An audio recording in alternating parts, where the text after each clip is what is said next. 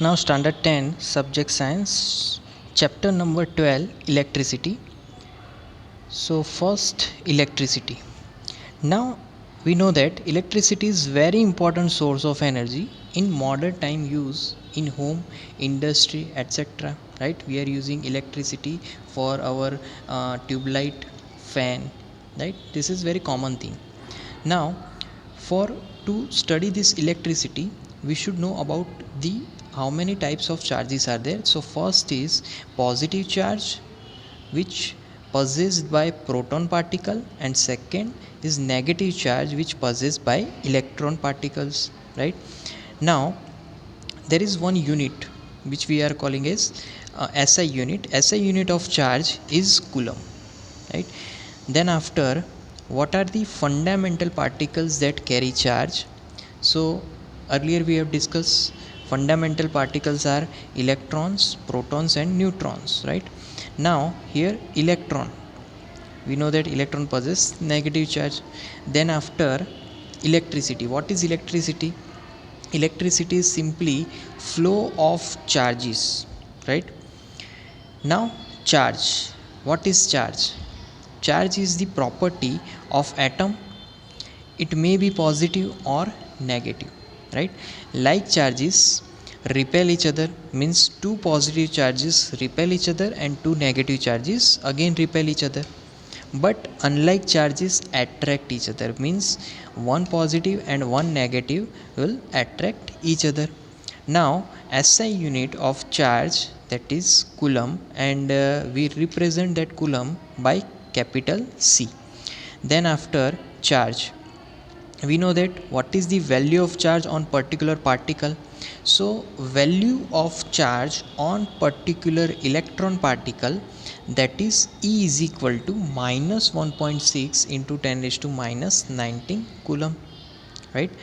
So we can also find what are the number of electrons in 1 coulomb charge. So in 1 coulomb charge there are 6.25 into 10 raised to 18 electrons. Right? In 1 coulomb charge there are total 6.25 into 10 raised to 18 electrons. Now how can we find that particular value? Now with the equation Q is equal to N into E. Right? So from this value particular N we can subject that, and Q upon E we can easily that find number of electrons in 1 coulomb. Then after, electricity are of two type, static electricity and current electricity. Right? So here static electricity, what is static electricity? So there are some example of static electricity. First is this is the practical example. Right? Rubbing a balloon on your hair, right, and that particular balloon gets some charge because of that friction of the balloon with the hair. Right? So how can we verify that? Whenever balloon we kept near to the wall, that balloon stick to the wall. So we can verify this also. Then second example is walking across carpet. Right? Sometimes whenever we are walking across carpet there will be some sound, right, of electricity. Then third example, that is clothes tumbling in dryer. Right? Whenever we have kept clothes, right, in winter season, especially winter season particular, we observe that some spark is there because of that small accumulation of charge. Right?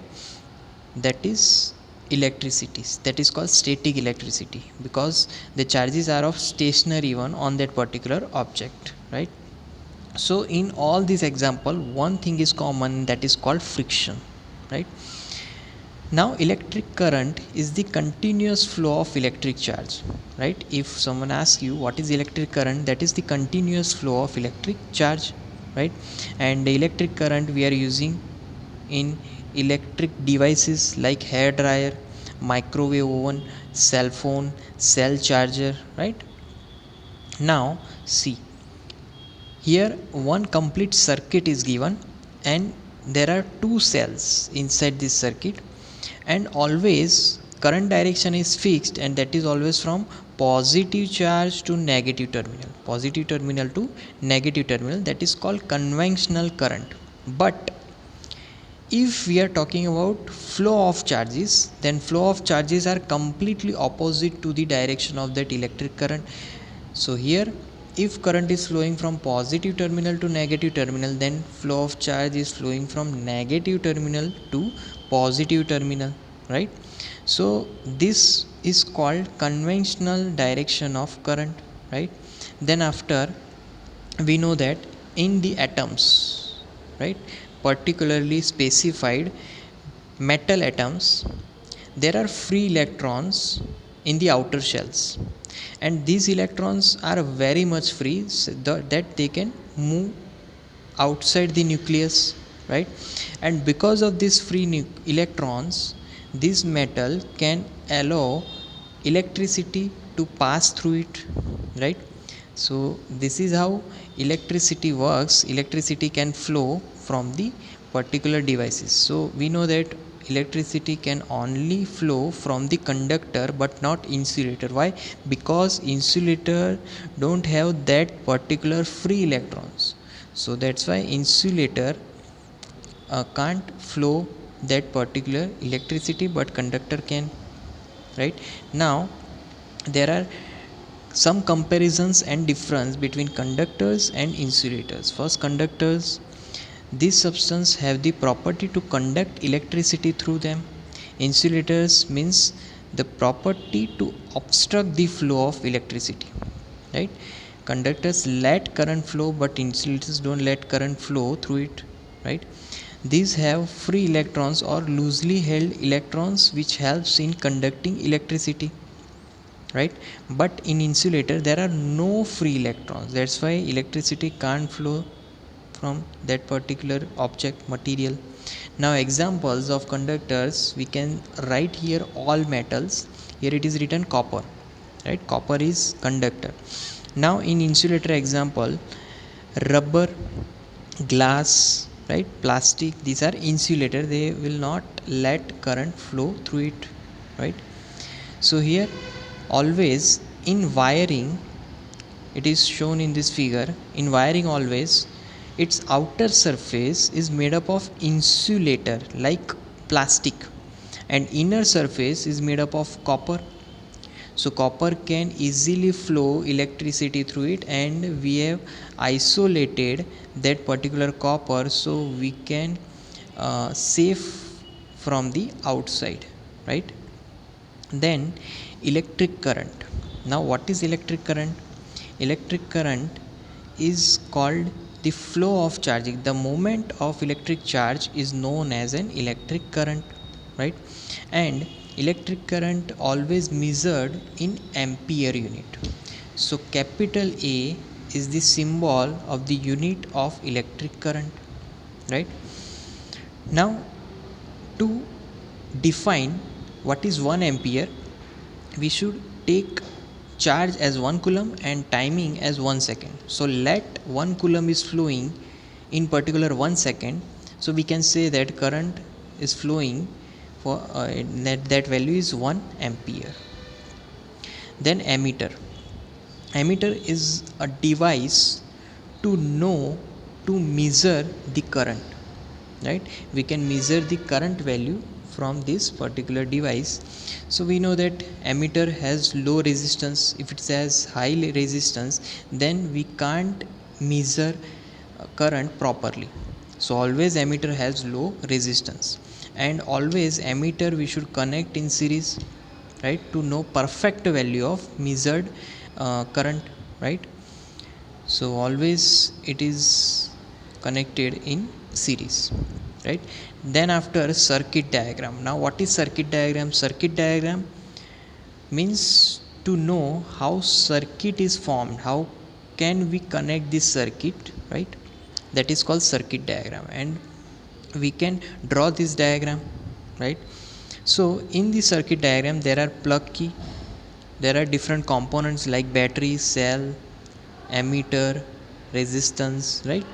So with the help of all these devices we can complete this circuit, right? and if we draw that diagram of individual devices by their own symbols, it is called circuit diagram, right? Now conventional current flow is always from positive to negative, right? So positive to negative it is flowing, right? So here electric circuit is always in particular form, right? What are the devices always in common? One cell is there, right? Another switch is there, bulb is there, right? So there is circuit diagram, battery, open switch, bulb, all are in one particular diagram, in one particular circuit, right? Now whenever, if circuit is switch is not completed, if switch is not connected to the other terminal, then it is called open circuit. And here if switch is closed, then we can call it as closed circuit. And always in open circuit there is no current, right, which can flow, because circuit is incomplete when it is open. But when circuit is closed, then current can easily flow, right?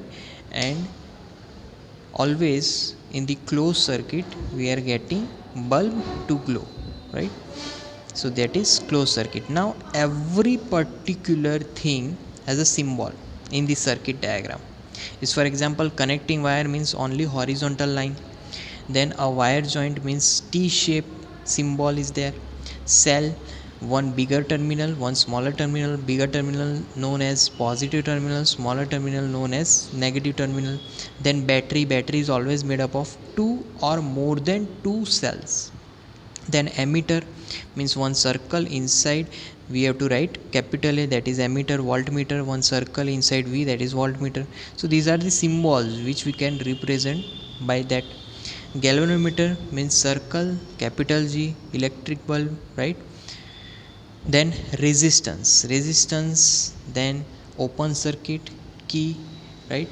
Then closed circuit, right? So this is how we can connect and symbolize every particular devices, right? Then after, electric potential. Now what is electric potential? The electron can only flow when there is difference of electric pressure, right? We know that what is potential. So for that potential, to study that, water can easily flow through a tube when that tube, one end is on higher height and the other end is on lower height. So water can easily flow from higher end to lower end, right? Now similarly here, because of two different potential difference, one is at higher pressure and another is at lower pressure, electric potential, right, that is called electric potential. So charge can flow easily from higher pressure to lower pressure. So here, that way electric current is flowing from one potential, one higher potential, to one lower potential, right? This is how this particular devices works. Then next is potential difference, right? What is potential difference? So we know that one end is always on higher potential and other end is always on lower potential, right? So difference of these potentials, higher and lower, is called potential difference. So potential difference we can define as the work done in carrying a unit charge from one point to another between the 2 points of an electric circuits, right? So easily we can write this formula, that electric potential difference is equal to work done by flow of that charge, means net charge, right? So V is potential difference here, W is work done, and Q is net charge, right? So SI unit of potential difference, always we can represent it by volt, and volt symbol is capital V, right? Then after, voltmeter. What is voltmeter? Voltmeter to measure the potential difference between two particular points in the electric circuit, right? We can easily find potential difference between any 2 points from the circuit. So voltmeter always has a high resistance to measure proper potential difference between 2 points. In ammeter, there is low resistance, but in voltmeter there is so much high resistance, so it can neglect the current, right? Then after Ohm's law, what is Ohm's law? Ohm's law means potential difference across 2 points of a metallic conductor is directly proportional to current passing through the circuit. And equation we can derive, that is potential difference is directly proportional to current, so we can say that potential difference increases, current is also increasing. If potential difference decreasing, current also decreases. So if we remove this proportionality sign, then there will be is equal to sign and one constant will be there, and that is called resistance. So according to Ohm's law, always V versus I graph is slanted one and it is straight line also, right? So that is Ohm's law. Now here we know that Ohm's law always explains relationship between potential difference and current and resistance, all three devices, right? We can learn from Ohm's law, right? Now according to Ohm's law, at constant temperature the current flowing through a conductor is directly proportional to the potential difference across its ends. So Ohm's law, always this particular law is used by electricians, automotive technicians and stereo installers, right? So that is Ohm's law here, right?